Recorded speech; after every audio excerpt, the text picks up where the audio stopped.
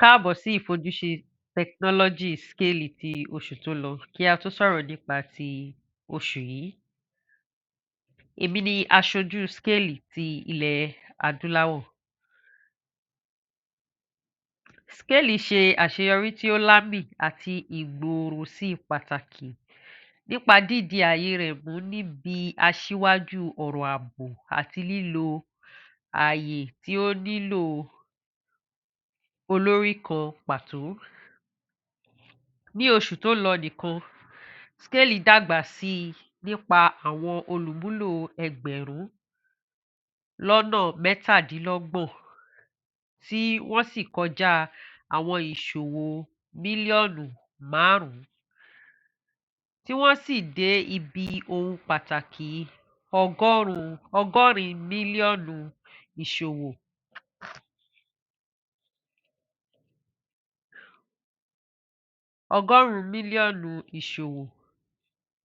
Láti ìgbà tí wọ́n ti ṣe ìfilọ́lẹ̀ apá kejì SKALE tí a mọ̀ sí version 2 ní oṣù Kẹfà ọdún 2021. Eléyìí tí ó gbé iṣẹ́ àwọn olùdàgbàsókè àti àwọn alábàáṣe SKALE jáde.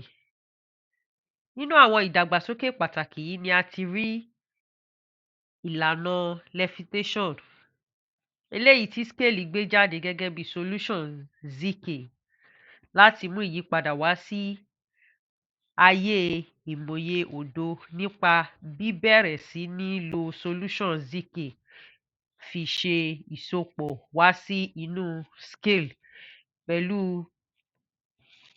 yíyípo àsopọ̀mọ́ra lọ sí orí mainnet Ethereum. Ẹlẹ́ẹ̀kejì nínú ìdàgbàsókè tí ó ṣẹlẹ̀ ní oṣù tó lọ náà ni ìṣepọ̀ DAppRadar ló wà. Eléyìí tí ó ṣe SKALE ní ọ̀pọ̀ ẹ̀wọ̀n àkọ́kọ́ láti gbé ọ̀pọ̀ ẹ̀wọ̀n ohun èlò wá sí orí DAppRadar. SKALE ti wá jẹ́ ọ̀kan pàtàkì àti blockchain tí ó gbòòrò tí gbogbo èèyàn sì mọ̀ níbi ọ̀rọ̀ ìṣòwò tí ó pọ̀, tí ó yára, tí ó sì dára fún àwọn eré. Gẹ́gẹ́ bí àwọn eré kan náà bí wọ́n ṣe wá sí orí SKALE nípa ìṣòwò tí ó yára jù.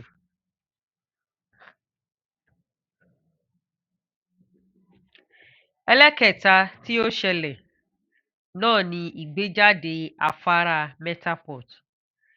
SKALE kọ́ eléyìí láti ṣe ìrànwọ́ fún àwọn ọ̀pọ̀ ẹ̀wọ̀n kan gbòógì èyí tí ó pẹ̀lú ohun èlò ní pàtó àti àwọn ibùdó agbègbè 3 tí a mọ̀ sí ibùdó Europa, ibùdó eré Nebula fún àwọn eré blockchain àti Calypso fún àwọn ohun ìní NFTs.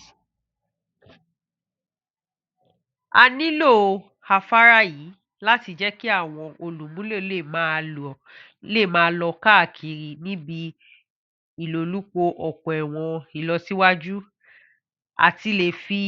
àti láti lè fi àwọn àmì ránṣẹ́ ní gẹ́rẹ́gẹ́ sí ibi tí wọ́n bá fẹ́ kí ó lọ àti níbi tí wọ́n bá ti fẹ́ lò wọ́n. Láti fi àwọn àmì ránṣẹ́ ní Metaport, SKALE jẹ́ kí ó rọrùn láti ṣe ní ọ̀fẹ́ àti láì san owó ìdíyelé gáàsì kankan. Tí o bá wo ibí, báyìí ni o ṣe lè lo afárá Metaport.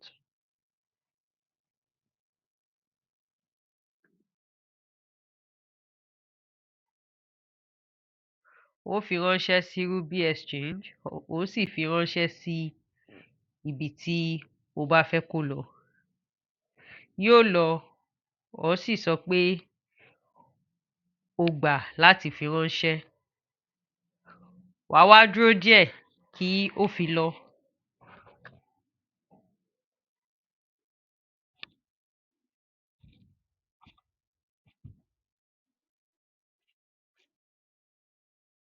Tí ó bá ti wá lọ, yóò máa hàn nínú àwọn ohun ìṣòwò tí o ti ṣe wípé ó ti lọ.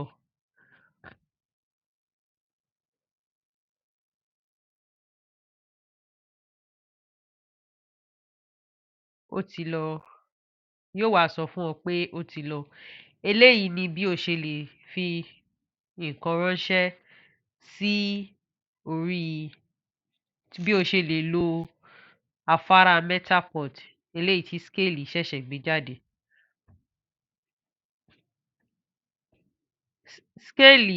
Ilolupo Scale, ìmúdójúìwọ̀n ilolupo Scale náà ó wáyé ní oṣù tó lọ, eléyìí tí a ti fi gbogbo àwọn alábàáṣe Scale hàn, àwọn tí ó jẹ́ ohun èlò, àwọn tí ó jẹ́ ibùdó ẹ̀wọ̀n, àwọn tí wọ́n jẹ́ validator Scale, àwọn àpò owó, àwọn afárá àti àwọn ohun tí àwọn olùdàgbàsókè Scale tí wọ́n ń lò láti fi máa mú gbogbo nǹkan wá sí ṣíṣe.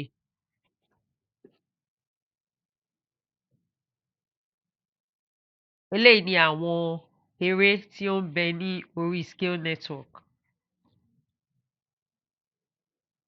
Àwọn tí ó ṣẹ̀ṣẹ̀ ń kọ́ sí orí Scale òun ni àwọn eléyìí: Itastrike, Pisudi, Bulliverse, Sanda.